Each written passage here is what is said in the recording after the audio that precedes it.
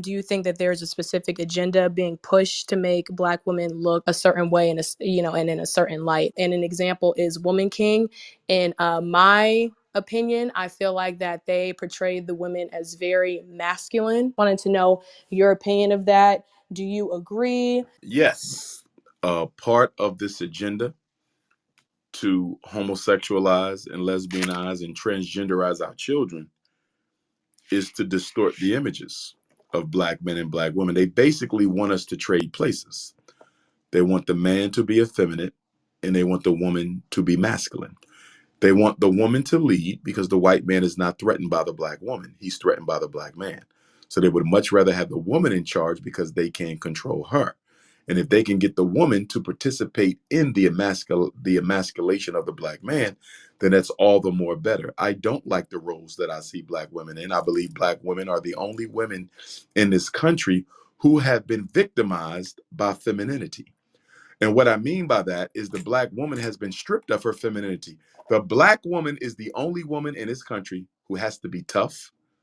You're the only woman who's expected to be masculine. You're the only woman who is expected to not yield or humble herself in the presence of her husband. You're the only woman who's expected to be strong all the time as if you are some kind of a superhero. You are never allowed to be vulnerable at all. And you know who helps to reinforce this racist narrative about the Black woman being basically a brute, a softer version of a man? Black women do it. I see it all the time. Black women reinforce this narrative that y'all have to be macho. If a Black woman starts crying, a lot of Black women will condemn her for crying. If a Black woman says, I want a husband, I'm tired of being by myself, other Black women will call her weak. If a Black woman says, I need a man to help me take care of these children, another Black woman will say, what you crying and complaining about? You don't need no man. I'm the mother and the father for my child, and my mom raised all of us all by herself. You women, our women, are not allowed to be vulnerable. You're not allowed to be weak. You're not allowed to ask for help. You have been victimized by your spirituality and you have been stripped of your femininity. And somehow, in being victimized by your spirituality and stripped of your femininity, a lot of Black women have come to see this as something strong and powerful. And they fail to recognize that this is an exploitation of who you are, and they are using it to dehumanize and masculinize you. The Black woman must take back her God-given right to be feminine. Not only are you feminine, you are the mothers of femininity. You are the living, breathing manifestation of divine feminine essence. But you have to take it back and stop trying to live up to the Superman roles, you understand, where you are impervious to pain, impervious to sadness, impervious to disappointment, and impervious to needing somebody to talk to. And as a result of this victimization of Black women by the stripping of their femininity and the weaponization of spirituality, I'm seeing Black women have nervous breakdowns. I've never seen it before.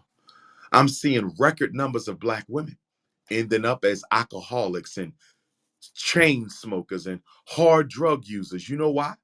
Because Black women are not allowed to be vulnerable and they ain't got nobody to talk to. The Black woman is lonelier than the Black man. The Black woman is lonelier than the Black man. And I'm going to tell you why I say that coming from a therapist perspective. Black men, we got our issues. Lord knows we killing each other on the streets every day. So everybody knows the Black man has issues. But let me tell you this. If I need to talk to a brother about a problem, I'll roll up to a brother and talk to him about a problem. Black women is not so easy. Black women are so in competition with each other. So in competition with each other that loneliness as a Black woman is much more intense and much more pervasive than it is as loneliness for a Black man. I'll give you an example. As someone who works with our children, if I need men to help me with boys, I'm going to find them. No doubt. I'm going to find them. No issue at all getting Black men to spend time with Black boys. But let me try to get some Black women. to spend time with black girls. And you know what some of them gonna say before they even see the girls? I'm not working with no little smart, fresh ass, hot in the pants woman. Titties bigger than mine, ass bigger than mine, thinking she gonna talk to me any kind of way she want. These women too grown, these little girls too grown. They think they grown as you. You ain't even met them yet. And maybe if you spent some time with them, they wouldn't carry themselves like that. Black women have a self-hate thing for each other that in many ways is worse than what we as black men have. And at a time like this, black women need to find each other because black women ain't got nowhere to go. Where can a black woman go if she needs to talk to somebody? Can't go to church. They want to turn you into a Muslim or a Christian. You're not looking for that. You're just looking for somebody to talk to. Can't go to the community-based organizations. They ain't got nothing for you. Can't go to your fraternities and sororities because even though y'all brothers and sisters, y'all ain't that tight. Black women ain't got nobody to turn to, not even their own mothers, because so many black women have been emotionally and psychologically abused by their own mothers. And so black women are out here. Why you think we got so many teenage pregnant girls? It ain't because of sex. They lonely. They want somebody to care about them. That's what this is about. Why so many black women get sexually assaulted? They wasn't looking for sex. They just want somebody to care about them. Black women needs to start, y'all need to start forming healing circles for black women because there's a lot of sisters out here who can benefit from a safe, healthy place to go and just talk about their life. Why do people pay for therapists? Why do people pay a stranger to talk about their problems? You know why people pay a stranger to talk about their problems? It's three reasons. Number one, you pay them to keep your business to themselves. That's a big problem with black women. Y'all talk too damn much. I'm just going to say it.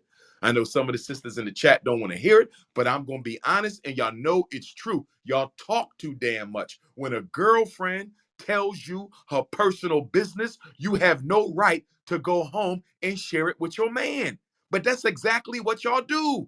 That girl just exposed her heart to you about her sex abuse or molestation or pedophilia or whatever she's been through, and she trusted you to keep it to yourself. And instead of keeping it to yourself, you went home and told it to your damn boyfriend, who went and told it to his friends, and now her business is all out in the streets. That's why people go to therapists, because we are sworn by law and ethics to keep what you tell us to ourselves. Second reason we go to therapy is we want somebody to listen to us without judging us. That's right.